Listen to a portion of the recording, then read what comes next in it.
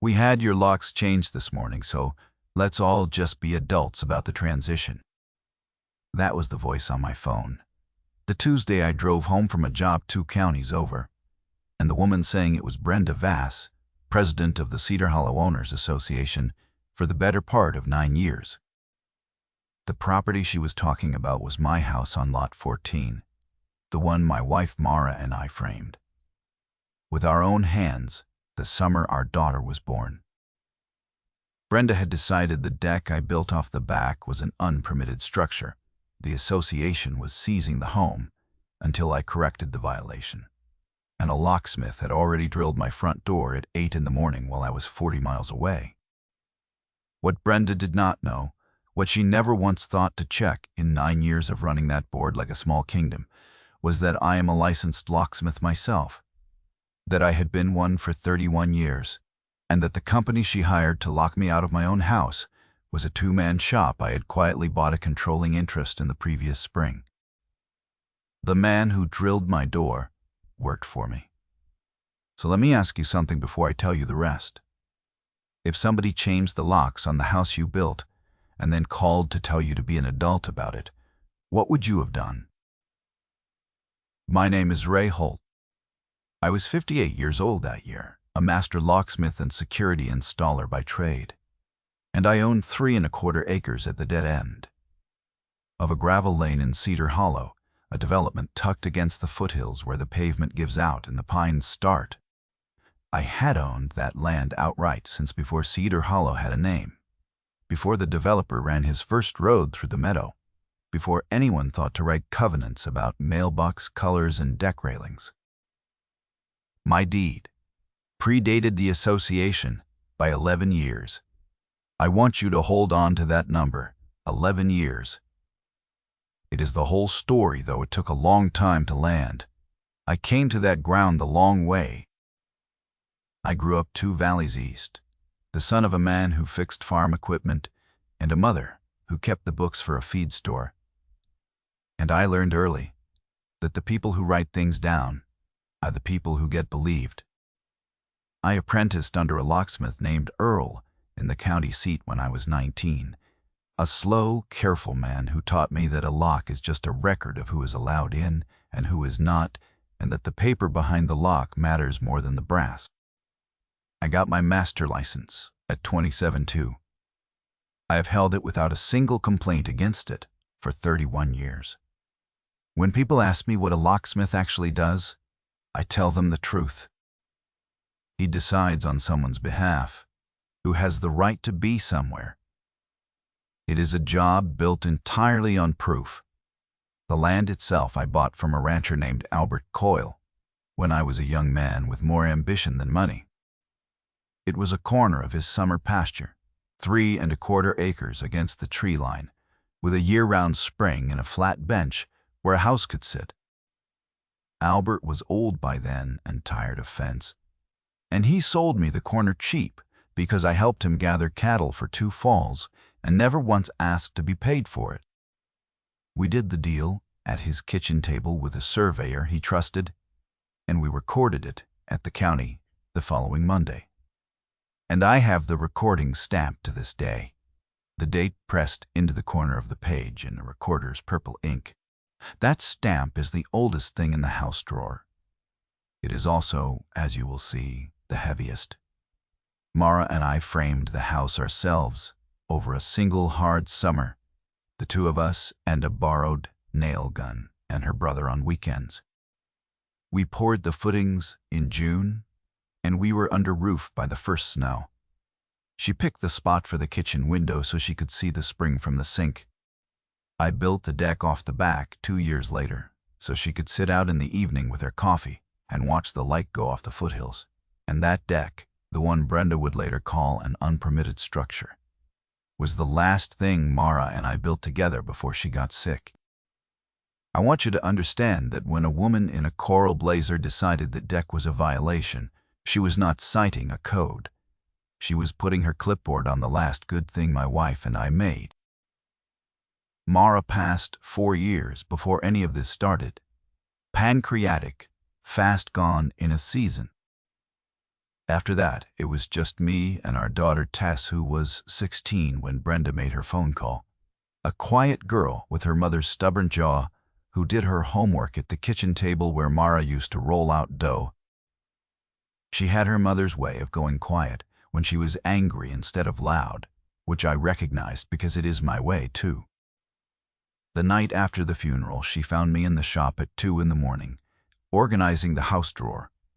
Not because anything needed organizing, but because my hands needed a task.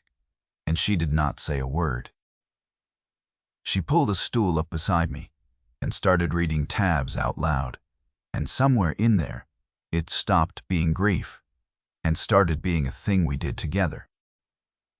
I tell you about Tess because she is in this story 3 times, and because everything I did so she would grow up, knowing that a person does not have to shout to win. She just has to keep her papers in order. I keep papers in order the way some men keep a clean truck. It is not a hobby. It is a discipline. I learned in the trade because a locksmith who cannot prove what he installed and when is a locksmith won lawsuit from ruin. I have a gray filing cabinet in the shop with a drawer labeled house. And in that drawer is every permit, every survey, every receipt, every letter that has ever touched Lot 14. The drawer rolls hard on the 3rd inch because the cabinet is older than Tess, and I never fixed it because the sound of it sticking is the sound of the drawer being full of the right things. When Cedar Hollow incorporated its association, I read the covenants the day they were mailed. I read them with a yellow legal pad beside me and a cup of coffee going cold at my elbow. And I wrote down in my own hand the one line that mattered. The covenants applied to all lots conveyed by the developer under the master plat. My lot was never conveyed by the developer. I bought it from a rancher named Albert Coyle in a transaction recorded at the county a decade before the developer ever filed his plan. I underlined the word conveyed 3 times. Then I put the legal pad in the drawer, and I did not think about it again for 2 years, because a man does not go looking for a fight with his neighbors. He just keeps the page where he can find it. Brenda Vass moved into Cedar Hollow the year the first cul-de-sac was paved. Her husband, Doug Vass, ran a development outfit called Highline Residential. And I learned later, much later, that Highline had an option on the 18 acres directly behind my place, contingent on a road easement that would have to cross the corner of Lot 14 to reach the buildable ground. I did not know that yet. All I knew that first year was that Brenda drove a white luxury SUV with a vanity plate that read HOA Press, wore a coral blazer to walk her little dog, and carried a clipboard the way a sheriff carries a sidearm. She had a way of standing at the edge of a yard, mine or anyone's, with her weight back on one heel and her chin up, surveying it, like a woman pricing a thing she intended to buy, whether or not it was for sale. The first time I saw her do it at my gate, I was rebuilding a carburetor on the shop bench, and I watched her through the open bay door, and I thought, that is a person who has never been told the word no by anyone who could make it stick. I went back to the carburetor. I did not know yet that I would be the one to make it stick. The first letter came on a Monday. It was a notice of violation, printed on association letterhead, citing my gravel driveway as non-compliant with the paved surface standard. There was a fine attached, $50 and a 30-day cure period, and a paragraph about maintaining the aesthetic harmony of the community. I read it twice, standing at the mailbox in the cold, and then I read the aesthetic harmony line a 3rd time and almost laughed, because my driveway is a 1/4 mile of crushed county spec road base that I grade myself every spring, and it is in better shape than the paved cul-de-sac that cracks every freeze. I walked to the shop, and I found it in the house drawer behind a tab I labeled with the date. Then I drove the 18 miles to the county recorder's office, paid for a certified copy of my deed and the recorded survey, and mailed both to the association with a single typed paragraph stating that Lot 14 was not a conveyed lot under the master plat and was therefore not subject to the covenants. I did not raise my voice in the letter. I did not need to. The recording date does the shouting. I kept a copy of that letter too, stapled to a copy of the certified mail receipt. That was Incident 1. Brenda's reply came 9 days later. It was not a reply to anything I had written. It was a second notice, doubling the first fine to $100, and a line at the bottom informing me that the board did not recognize, quote, self-serving claims of exemption. There was no mention of the deed I had sent. There was no mention of the word conveyed. It was as if I had mailed her a blank page. I read that line out loud to Tess at dinner, the two of us eating off the corner of the kitchen table, because the rest of it was covered in her chemistry homework. She asked what self-serving meant. I told her it meant somebody had decided the truth was an attitude problem. She thought about that and said, "But the deed is just true. It is not an attitude," and I told her that was exactly right, and that the trick was going to be patience, because being right and being believed are two different counties. That was Incident 2, and I filed it behind Incident 1. You learn things about a person from how they escalate. Brenda escalated like someone who had never once been told no, and meant it. Over the next 2 years, the notices came at a steady clip. A fine for the woodpile by my shop, which she said created an unsightly accumulation. A fine for the work trailer in my own driveway, which she called a commercial vehicle in a residential zone. Never mind that. My zone was county agricultural and not her residential anything. A fine for a security light I installed at the gate, which she called a nuisance fixture. Each one I answered the same way, with a certified copy of the deed in a flat paragraph, and each one I filed. She came to the gate herself once in that stretch on a Saturday with the clipboard. I was splitting the very woodpile she had fined me for. She stood on the public side of the gate and told me, in a voice pitched to carry to whatever neighbor might be listening, that my property was, quote, functionally part of our jurisdiction, whether the paperwork agreed or not, and that the board was prepared to be reasonable if I would simply, quote, get with the program. I set them all down on the round, and I looked at her for a moment. I told her my paperwork agreed with the county, and the county was the only program I was in. She wrote something on the clipboard. I picked them all back up. That was the first time I heard her say the jurisdiction line out loud, and it would not be the last. By the end of the second year, the house drawer had a second folder, and the count of unanswered notices that simply ignored the deed I kept sending, stood at 14. I want to be honest about something. There were nights I wanted to drive my truck through that golf cart of hers. Anger is a physical thing. It sits behind the sternum, and it wants out. And it does not care that you are a calm man with a clean license. I would lie awake doing the math on the fines, not because I would ever pay them, but because the numbers crawled around in the dark. Still, I had a daughter watching how a grown man handles being pushed, and I had 31 years of knowing that the man who loses his temper, loses his license, his case, and his standing all at once. So, I filed. I bought a second box of tabs. Filing is what anger looks like when it grows up. The first time I understood there was money behind it was a Thursday in early spring. I was at the county building to renew my business license, standing in the slow line at the clerk's window with my checkbook out, and I happened to be within earshot of the planning counter when a clerk I knew, a steady woman named Lana, who had worked that desk for the better part of 20 years and knew every parcel in the valley by its number, the way some people know phone numbers slid, a folder across to a man in a high-line polo. I caught the parcel number on the tab. It was the 18 acres behind me, I knew that number because it borders mine, and a man who keeps a house drawer knows his neighbor's parcel numbers the way he knows his own fence line.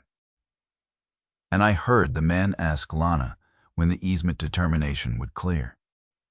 She told him, in the patient flat voice of a public servant who has said the same thing 11 times, that it was held up because one parcel in the access corridor was showing a recorded encumbrance that predated the plat, and until that cleared, the county could not certify legal access.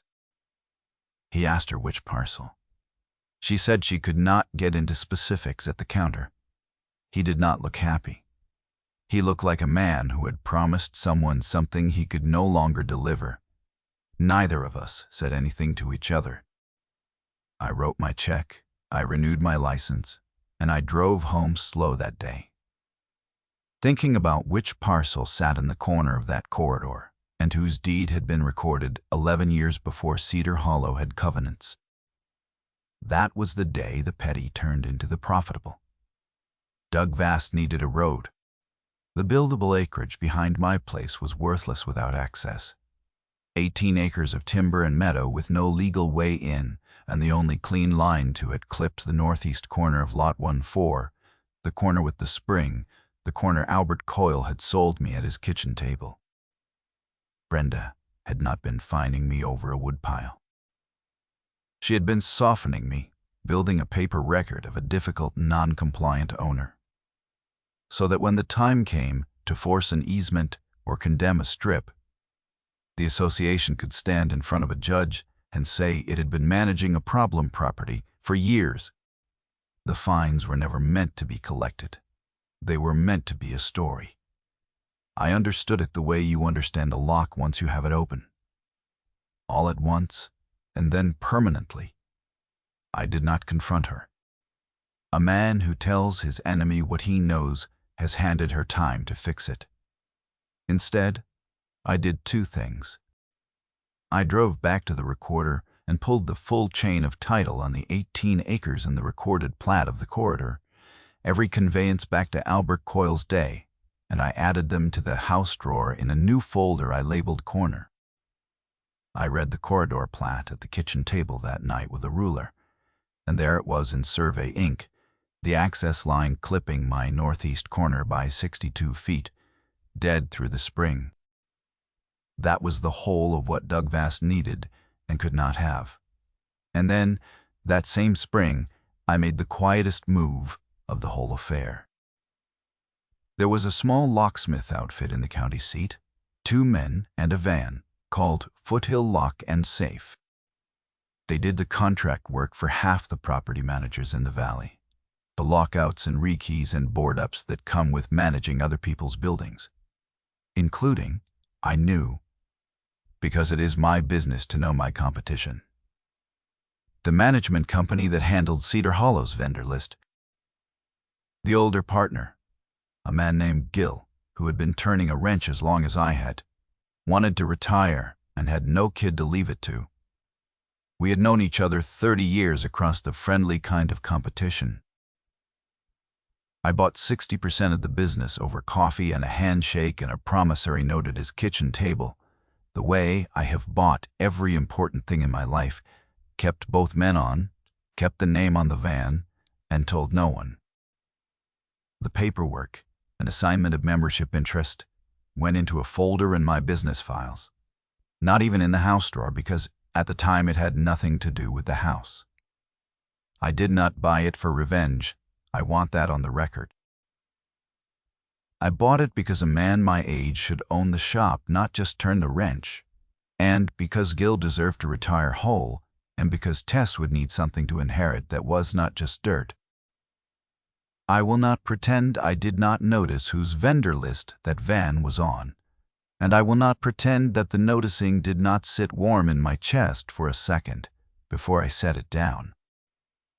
Tess came into the shop one evening while I was labeling the corner folder. She read the tab over my shoulder and asked if we were going to lose the house. I told her no. I told her the people who keep the records keep the land. She asked how I could be sure. I opened the drawer and showed her the deed, the survey, the recorded date in the corner, and I said, The ground does not lie, and neither does paper that was filed before the lie was invented. She nodded the way she did when she believed me, and she went back to her homework, and I sat there a while longer, thinking that I had better be right. The escalation crossed a new line the following autumn.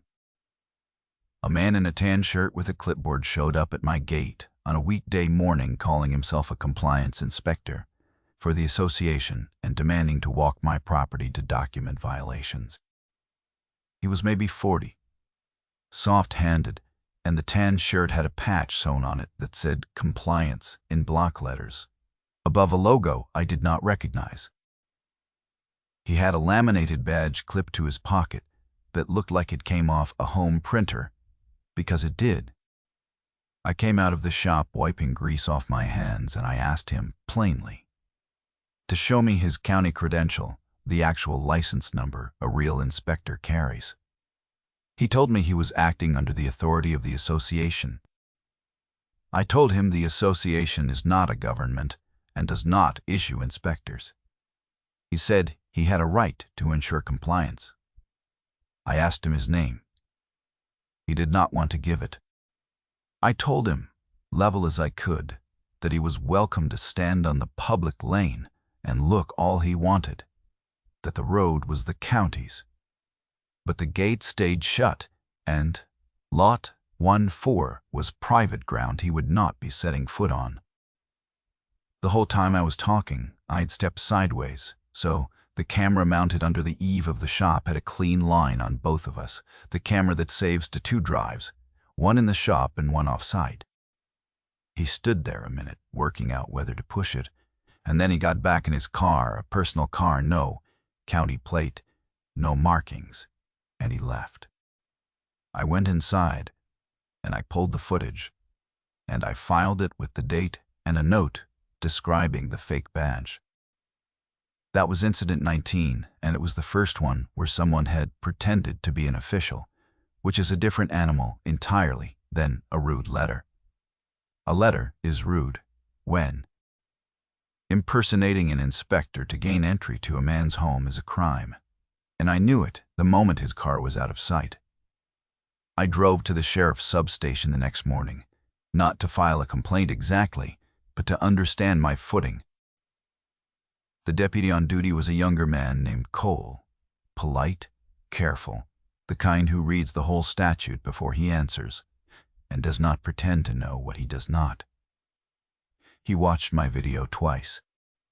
He paused it on the home printer badge and shook his head a little. He told me something I have repeated to 100 people since. He said the office has to respond to a filed complaint, whether or not it has merit, that is, the law, and an HOA that knows that can make my life expensive, long before a court ever sorts out who is right. He said the thing that wins is not being right, because plenty of right people lose. The thing that wins is a pattern. Document everything, he said. Dates, times, names, photographs. Build it so thick that when it finally lands in front of someone with authority, a judge or a prosecutor, there is nothing left to argue about. I asked him how many incidents made a pattern. He thought about it and said in his experience, a judge starts paying real attention somewhere around a dozen well-documented contacts. I told him I was at 19. He looked at me for a second. Then he looked at the gray folder under my arm and he said, "Then you are most of the way there. Build the rest clean, and do not give them a single thing to point at on your side. Do not trespass back. Do not threaten. Do not change a thing in anger." I told him that was already how I lived. He said, "Then keep living that way, and one day they will hand you the case themselves." I did not know how exactly right he was going to turn out to be. I built it clean. Over that winter I added the fake inspector to the file. Then a fraudulent lien Brenda recorded against Lot 14, an actual encumbrance filed at the county, claiming the association was owed the accumulated fines. which I had released within the month by sending the recorder a certified copy of my deed and a written demand under the state's wrongful lien statute, the one that lets a property owner clear a bad filing and makes the filer liable for damages. I filed the release, the demand, and the statute citation. Then came a pair of letters Brenda sent to my locksmith customers, my actual paying customers, warning them that doing business with me put them in violation of, quote, community vendor standards. That one made me laugh out loud alone in the cold shop, my breath showing, because the customers she was threatening were half the ranches and feed stores in the valley, men and women who had never heard of Cedar Hollow and would not have crossed the street for its board. One of them, an old rancher named Pete Sork, who I had been making keys for since his first truck, drove 40 minutes to hand me the letter in person and to tell me in language I will not repeat here, because Tess sometimes listens to these, exactly what he thought of a woman who would try to come between a man and his locksmith. He offered to sign anything I needed, swear to anything, stand up in any room. I thanked him, and I filed his letter, and I wrote his name at the top of a witness list on a fresh legal pad. The count stood at 26. I had taken a 2-day job over in the next county installing a vault door for a credit union, the kind of work that pays well and keeps me away from home overnight. Tess was staying with Mara's sister in town for the week. The house sat empty, and Brenda, who had spent 3 years failing to make a single fine stick, decided she was done waiting on courts and counters. She called the management company. The management company called their lock vendor, and their lock vendor was Foothill Lock and Safe. My van. My employee, a good steady kid named Marcus, took the work order because it came through the normal channel and looked like every other property manager lockout he ran in a week. He drove out to Lot 14 with a board-up order and a key change order signed by Brenda Vass on association letterhead, and he drilled my deadbolt and installed a new one in a lockbox because that is what the paperwork told him to do. And he had no way to know that the difficult owner on the order was the man who signed his checks. Brenda called me at 11 that morning to be an adult about the transition. I pulled over on the shoulder of the highway, and I sat there with the phone warm against my ear, and I did not say much. I asked her one question. I asked which locksmith she had used. She said it was the association's approved vendor, and that the details were not my concern. I said, all right. I said I would handle it. She took that for surrender. I could hear it in her voice, the little lift of a person who thinks the long game is finally over. I hung up, and I called Marcus. Marcus answered on the second ring, cheerful, and asked how the vault job went. I asked him if he had run a lockout that morning on a gravel lane out at the end of Cedar Hollow. He said he had, an hour ago, board up and recce for the property manager. I asked him to read me the service address off the work order. He read it. Then there was a silence on the line, the kind a man makes when the floor shifts under him, and he said, Ray, that's your house. Isn't that your house? I told him it was. I told him he had done nothing wrong, that the order looked legitimate, and he had run it like any other, and that he should not touch anything else, and should bring me every piece of paper that came with that job, the work order, the signed authorization, the photos he took before and after, all of it. He said he had photos of the original deadbolt, the one he drilled, because he always documents a lockout before he starts to cover the company. I closed my eyes on the shoulder of that highway, and I thought, that is my training in that kid, and it is about to bury her. Because here is what Brenda Vass had just done in the eyes of the law. She had not won anything. She had directed a contractor to break into and seize a private residence She had no court order and no jurisdiction to touch, on a lot that was not even subject to her covenants, and she had created a clean paper trail with her own signature on it, photographed and time-stamped by a licensed professional, happened to work for the owner she was stealing from. She had spent 3 years building my case for me, and on a Tuesday morning, she put her name on the last page. I did not race home. I finished talking Marcus through preserving the file. I called Deputy Cole and told him the pattern he had asked me to build was complete, that the latest incident was a forced entry and seizure of my home, and that I had the contractor's documentation.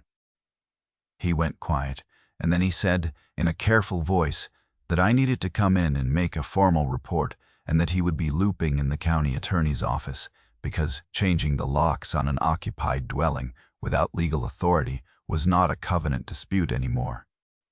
It had a different name. I knew the name. I let him say it. The reveal, if you want to call it that, did not happen on my porch. It happened 11 days later in a conference room at the county building, a mediation. The association's own attorney had requested in a panic once he understood what his client had done. Brenda was there in a magenta blazer with her sunglasses pushed up on her head, and Doug Vass sat beside her. For the first time anyone had ever seen him at an association matter, which told me everything about how frightened the road deal had made them. Their attorney was a tired man named Phelps, who had clearly not been told the whole truth by his client. Deputy Cole was there, and the county attorney, and Lana from the planning desk with the corridor file, and Marcus with a folder, and me with the gray drawer emptied into a banker's box. I did not give a speech. I have watched men lose by talking. The words run ahead of the proof, and then the proof has to chase them, and it never quite catches up. I opened the box and I laid things on the table one at a time, and let each one sit in the quiet before I set down the next. I laid down the deed, certified with the recording date pressed into the corner in the recorder's purple ink. 11 years before the master plat. I did not say anything. I just turned it so it faced their side of the table. I laid down the recorded survey, showing Lot 14 outside the conveyed lots, and beside it, the corridor plat, with the access line clipping my northeast corner by 62 feet. I laid down the work order from Foothill Lock and Safe, signed by Brenda Vass in her own looping hand, authorizing the lockout of an address she did not own. I laid down Marcus's time-stamped photographs of my front door before and after, the old deadbolt and the new one, the date and the minute burned into the corner of each frame. And then I laid down the last document, the one that bought the Locksmith, the assignment of membership interest in Foothill Lock and Safe, dated the previous spring, 60% in the name of Holt Security, which is me. I slid it across the table to Phelps and I said, the only sentence I said in that room that you could call pointed. I said, the company your client hired to take my house is a company I own, and the man who drilled my door is my employee. And he documented everything the way I trained him to. The room went the particular kind of quiet a room goes when several people understand a thing at the same instant. Phelps read the assignment twice. He set it down very gently, the way you set down something hot, and he did not pick it back up. The county attorney let the silence run a moment longer than was comfortable. Then she asked Brenda, for the record, whether she had authorized the entry. Brenda started to say that the parcel was functionally part of the association's jurisdiction. The same phrase she had used at my gate 3 years before, the same phrase she had used at the public meeting, the third time I had heard it from her mouth and the last. She did not get to finish it. Phelps put his hand flat on the table and told his own client to stop talking. Doug Vass had gone the color of paper and he was staring at the corridor plat, because the second thing on the table that mattered was Lana's file. which showed that the easement highline needed had been denied at the county level the month before. Denied specifically because Lot 14 carried a recorded encumbrance the plat could not override. Which meant the 18 acres behind me were landlocked, which meant the entire reason Brenda had spent 3 years tormenting me had quietly evaporated weeks before she ever sent her locksmith. She had burned down her own house to light a road that was already closed. Here are the 2 numbers I want you to hold against each other, the way I held them in that room. In 9 years of presidency, Brenda Vass had recorded against me, by the county's own count, 31 notices and fines, and had collected exactly $0 of them, because not one was enforceable against a lot her covenants never touched. And on one Tuesday morning, with one signature, she had exposed herself and her husband's company to a criminal referral for unlawful entry, a wrongful lien finding, and a civil claim that their own attorney valued in the settlement that followed at a number with a comma in it that I will simply say covered Tess's college twice over. 31-0 on her side of the ledger, 1 signature on mine. The consequences came the way water comes downhill on their own, without my pushing. The county attorney filed the unlawful entry referral. The association's insurer settled my civil claim rather than try to defend a board president who had seized an occupied home. Brenda resigned the presidency within the month, not gracefully. Highline Residential lost the 18 acres to foreclosure when the landlocked parcel could not be developed and the note came due. And the last I heard, Doug Vass was selling commercial space 2 valleys over. The fake inspector turned out to be Doug's nephew, and he picked up his own small citation for impersonation. None of that was my doing. I want to be clear about that because it matters. I did not bring any of it down on them. They built it, fine by fine, signature by signature, and I just kept the receipts until the weight of their own paper fell on them. The lock on my front door is the one Marcus installed that Tuesday. I never changed it back. It is a good lock, better than the one he drilled. And every time I turn the key, I think it is funny, in a quiet way, that the best deadbolt on my house was bought and paid for by the woman who tried to take the house. Marcus still runs the van. He got a raise. He frames the before and after photos of a lockout for every job now and calls it his Cedar Hollow habit. And he is not wrong. Tess is the part I care about. She was at the table that day, sitting against the wall where she could see, because I wanted her to watch how it ends when you keep your papers in order. She is at college now, the one her mother's enemy paid for without meaning to, and the week she left, she stood in the doorway of the shop and looked at the gray cabinet and the drawer labeled House. And she said the ground does not lie. She remembered.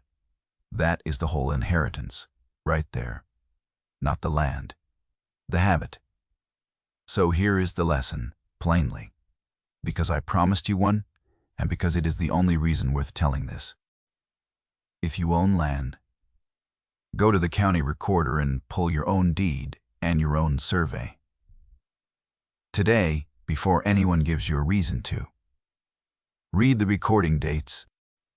Know whether your lot was conveyed under the plat that created your association, because if it was recorded first, a great deal of what they will try to tell you simply is not true. Keep a folder. Label it. When a letter comes, do not argue with it on the phone. Where there is no record, answer it in writing, keep the copy, and file it by date, photograph. Everything, save it to 2 places. And never ever change a lock or sign a paper in anger. The calm man with the older deed and the thicker folder wins, not because he is clever, but because he is patient, and because paper that was filed before the lie keeps telling the truth long after the shouting stops. If you have your own story of a clipboard and a golf cart and a piece of ground somebody tried to take, put it in the comments. I read them. If this was worth your evening, subscribe, because there is always another one of these, and the records always tell on the people who think no one is keeping them.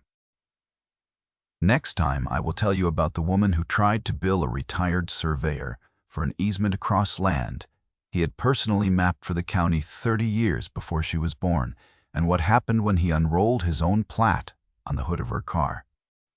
Keep your papers in order. I will see you then.